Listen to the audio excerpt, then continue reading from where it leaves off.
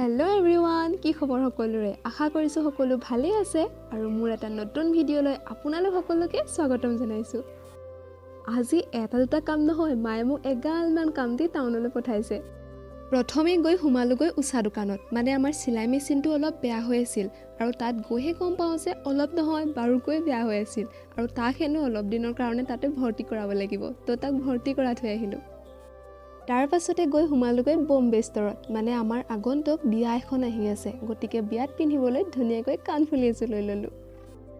তাৰ পাছতে আকৌ গৈ সোমালোগৈ কিতাপৰ দোকানত, মানে আমাৰ ঘৰৰ ওচৰৰ সৰু ল'ৰা এটাৰ আজি বাৰ্থডে আছিল, তো তাৰ বাৰ্থডেৰ কাৰণে সৰুকৈ গিফ্ট এটা ল'লোঁ, মানে কিতাপ বহি এনেকৈ পেকিং কৰি ল'লোঁ। তাৰ পাছত গৈ পালোগৈ কাঁহ পিতলৰ দোকান, মানে আমাৰ মাহী ছোৱালীৰ বিয়া আছে, গতিকে তাইক গিফ্ট দিবৰ কাৰণে কাঁহৰ কাঁহী বাতি এযোৰ ল'ব লাগে। কাঁহৰ বোলে কেজি হেনো বৰ্তমান 1950 টকা চলি আছে। মই যিযোৰ লৈছোঁ সেইযোৰ 1 কেজিতকৈ অলপ বেছি ওজনৰ লৈছোঁ, কাৰণ বিয়াৰ গিফ্টৰ কথা, তাতে আকৌ মাহী ছোৱালীৰ বিয়া, গতিকে গিফ্টটো অলপ হেভি হ'ব লাগিব নে কি কয়। অৱশেষত এযোৰ পেকিং কৰি ল'লোঁ। তাৰ পাছত আকৌ মায়ে কৈ পঠাইছিল বোলে ঘৰলৈ অলপ শাক পাচলিও বজাৰ কৰি আনিবি। শাক পাচলি নহ'লেতো ভাত খাবলৈ মনেই নাযায়, সেয়ে অলপ লৈ ল'লোঁ। এই যে ৰঙালাও দেখিছে, হালধীয়াকেইটা হেনো আলতীয়া মিঠা আৰু সেউজীয়াকেইটা অকল মিঠা, সেইকাৰণে আলতীয়া মিঠা এটাকে ল'লোঁ। তাৰ পাছত আকৌ মোৰ মেখেলা চাদৰ এযোৰ কিনিব লগা আছিল, লৰালৰিকৈ গৈ মেখেলা চাদৰ এযোৰ কিনি ল'লোঁ।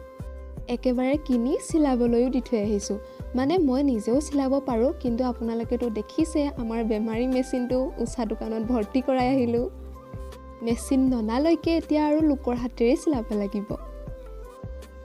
তাৰ পাছত আহি সোমালোহি এভাৰ বেগত। এভাৰ বেগ নহয়, এভাৰ বেগৰ নামটো সলাই এভাৰ ডে কৰি পেলালে।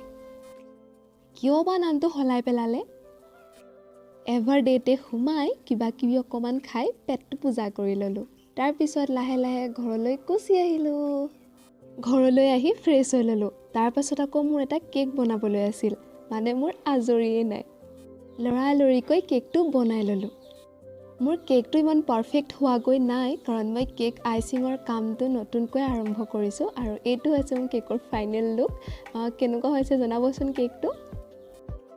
এইটোৱে আছিল মোৰ আজিৰ দিনটো। এনেকৈ পাৰ কৰিলোঁ গোটেই দিনটো ব্যস্ততাৰ মাজেৰে, আৰু অৱশেষত অলপ আজৰি সময় পাই ৰিলছ এটা বনাই আজি ভিডিঅ'টো ইমানতে সামৰণি মাৰিলোঁ। Bye bye.